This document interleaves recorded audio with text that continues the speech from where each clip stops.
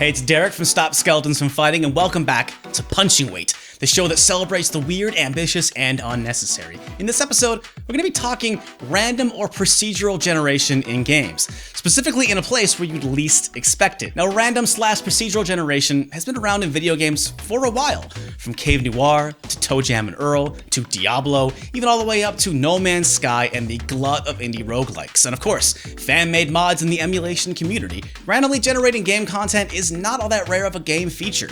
However, this feature is almost completely missing from one system's library, the N64. This episode was actually voted on by our Patreon supporters, and we love them, but if only I'd known what we were in for, I'd maybe not let them do it, but I'd do it again. We are here to talk about 4 Nintendo 64 games that have randomly generating features. Maybe a few games you own, but didn't realize had almost infinite content.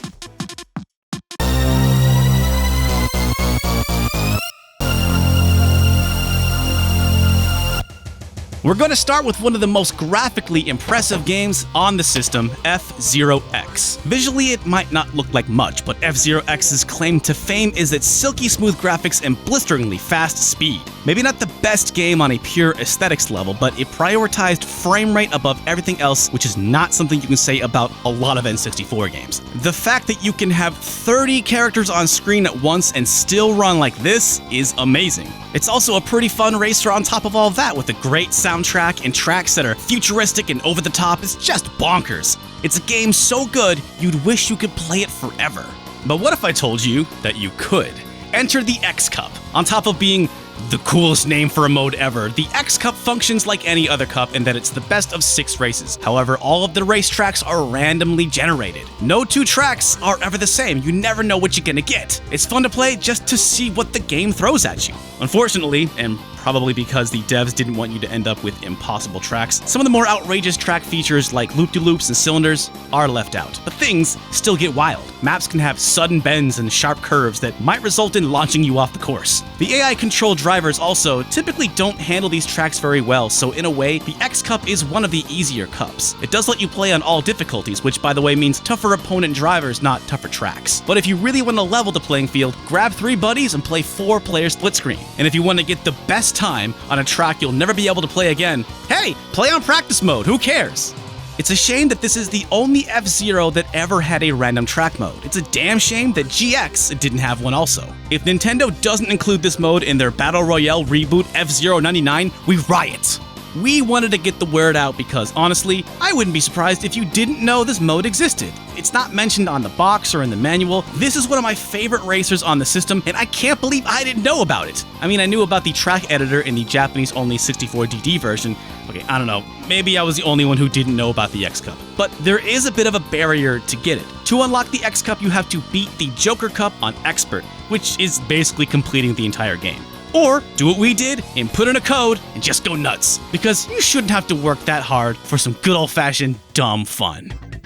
Or, if you want to have some dumb fun out of the box, our next game's got you covered. Excite Bike 64 is an underappreciated racer that came out kinda late in the N64's lifespan. It's pretty fun, but it also has so many cool modes and cheats, like an emulated version of Excite Bike for the NES, a 3D remake of Excite Bike for the NES, and a soccer mode that's basically Rocket League but 15 years earlier. The story goes that Miyamoto himself told the devs to tone it down on the bonus stuff and focus on the main game. Luckily for us, they didn't listen. We don't have time to talk about all the cool things in this game because we're going to focus on the Desert Mode. Desert Mode is unlocked from the start and it's very different from the X Cup. Though it is again not advertised on the box, Desert Mode is not a track. It is a procedurally generated 3D open world desert where you can go in any direction. Your only goal is to hit 10 campfire checkpoints before 5 other AI bikers. Driving up and down the dunes is fun, and it is fun to try and beat your opponents. But dude, you don't have to do any of that. When we were researching this game, we came across something really interesting in Excite Bike 64's write-up in Nintendo Power. Beyond claiming that the desert is, quote, endless, they also say that the game remembers the landscape even after it's out of sight, so you can turn back and race over your favorite jumps. Wait, excuse me? Stop, what? So basically what this is saying is that not only does the desert generate in real time, possibly forever, it also stores everything it's generated in the game's memory? Are you kidding me? we had to test this. The first thing we did was put our back to the first campfire and drove 27 minutes in the opposite direction. The game didn't crash, didn't slow down, or start chugging or anything. Then we turned around to see if it would take 27 minutes to get back to the campfire, and sure enough it did! Can't say for certain if it was the exact same terrain. As you can see, it's all very similar, but it did know how far away we went. And then it spawned 9 more campfires and we finished the race. Though we think our opponent drivers just vanished. We can't really say we only tested this once because it took an hour and we regret nothing. Well, that's what we thought, but then our editor Sober Dwarf came through with some emulation testing, and it turns out if we had driven another 90 seconds, we would have seen the hour time limit, which means that in a literal sense, it's not endless, or if it is, we can't test it. It's definitely one of, if not the biggest physical area in an N64 game. As far as if the entire area is randomly generated every time, well, at the very least, the beginning area is the same, with the main variable being, do you get a tree or a cactus? Also, we did our initial test without the expansion pack, which makes it all the more impressive. While it likely isn't generating in real time, we think this map was randomly generated by the developers and then placed inside the game, which I guess means that maybe Excite Bike 64 doesn't actually belong in this video, but we thought all this was just so cool it needed to stay in the video. Desert mode is a massive, maybe the biggest open world area in an N64 game. The only thing that could make it more bonkers is if it was also multiplayer, which, it's maybe no surprise, is not the case. Our next N64 game with a random mode is another racer, Top Gear Rally 2. And look, it's actually advertised on the box! Top Gear Rally 2 is a sim racing game which has never been my thing, and it doesn't disappoint in this regard, as far as I can tell. And what I mean by that is this game got depth, and it's also hard. And if the random tracks mode had not been advertised on the box, I probably wouldn't have given this game a second thought. The problem is that Top Gear Rally 2 has really confusing menus, and the random tracks mode is not mentioned in the manual, which luckily we have. So when we looked up how to unlock this mode online, all we found was this IGN review from 1999 that said the mode unlocks, quote, once initial tracks are cleared. I'm gonna come clean. I am not good at sim racers. I am not good at this game. I'm not even all that convinced this is a really good sim experience on the N64, but Punching Weight is a show for the people, and I was determined to bring random tracks to the people. 10 hours I played this game. Our Patreon asked us to put in the hours, and we did. And I was only able to finish all the cups by cheating. But I do it again! There is no unlock everything code in Top Gear Rally 2 like there is in F-Zero X, so I made do with what I could. No damage, 100,000 credits, AI driving, and even intoxicated AI cars. No shame anymore, I literally watched a drunk driver finish the game for me.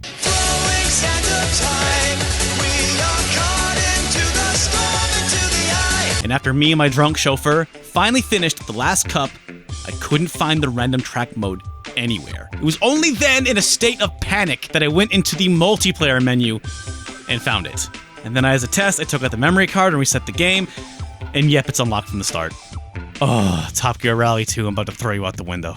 Okay, and before we all dunk on IGN, it's possible they were reviewing from an early version where the mode was an unlockable bonus. It's probably not their fault, but whatever. We finally got the random tracks mode. And the first thing I noticed is that this mode actually gives you a lot of choices. There are 4 terrain categories: farm, desert, jungle, and mountain, and 3 weather categories: clear, rain, and snow. But you can't do snow in the desert and jungle, which is dumb. I just want to have fun, Top Gear Rally 2. Why can't we just have fun?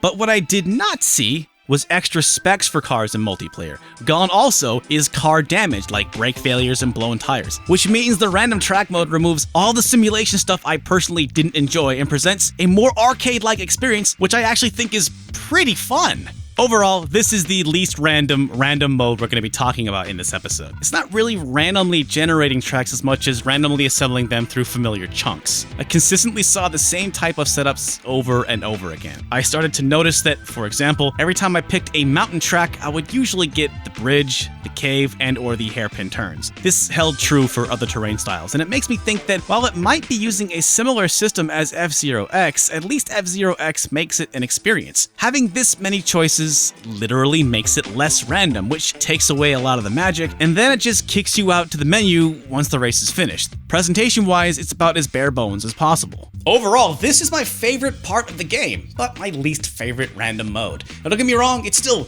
super cool this mode exists at all, and to be fair, unlike Excitebike 64, this can be played 4-player split screen. But just like Excitebike 64, it is unlocked from the start, no matter what you read online.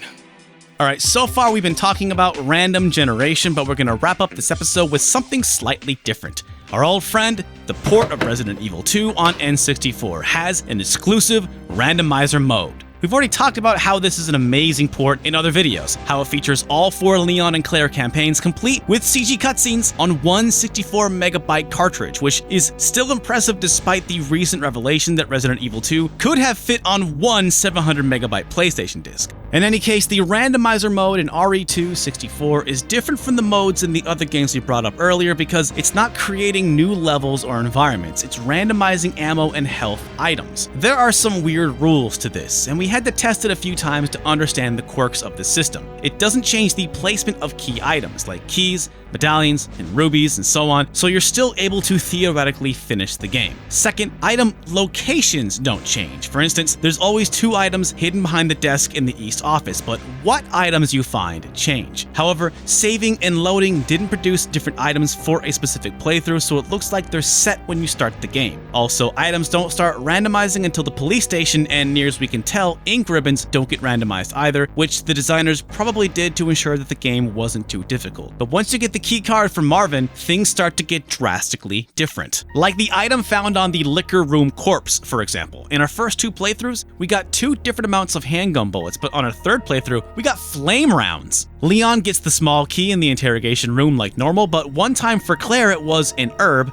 and another it was 25 grenade rounds. One thing we did notice is that when you find ammo, you're usually given way more than you would normally find. Like, way more.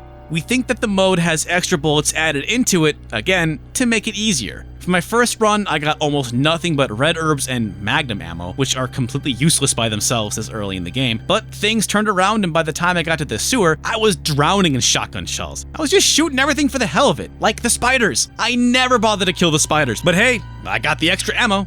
Though things can get tense, this does make the randomizer mode kinda easy. This is very different from most fan-made randomizers, which, while usually still completable, can be absolutely brutal, like our editor Sober Dwarf's playthrough of the Resident Evil Remake randomizer mod. Why is Barry replaced by a tyrant? Why? Alright, do I got it? Oh gee, ow! Come on. RE2-64's randomizer mode is less of an extra challenge and more of just a dumb, fun, good time. Which, hey, that's enough for us. And this may be the first time a randomizer ever appeared in a console game. The way you unlock it is you beat all 4 campaigns, and it's a shame it wasn't really advertised. It's not mentioned on the box, in the instructions, or even in the dang strategy guide. Why did no one other than Top Gear Rally 2 think to advertise these awesome random modes? But hey, it's awesome that they're there in the first place, and whether or not you knew about them, well, now you definitely do. Hey, Patreon supporters, this is a cool ending, especially just for you. I know we sounded a little grumpy making this video.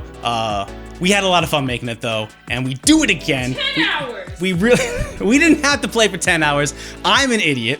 Well, but it's kind of my fault, because I did all the research for it, and that was the only thing I found. yeah, and the turns out the only reason why you couldn't find anything is because nobody else online had this trouble. No. Because there is no way to unlock it. You mean because we're idiots? Yes, yeah. So, but also I got to see a drunk driver play the game for me. That was fun. So I guess thank you for the Patreon supporters. I would have never known that there's a drunk driver mode in this racing game I never cared about. So we all learned something today, and we're all happy for each other. We all grow as better people together. And that is the end of the Patreon exclusive rambling and ending. But thanks everybody, we love you. And we got the Final Fight Street Fighter video coming up soon.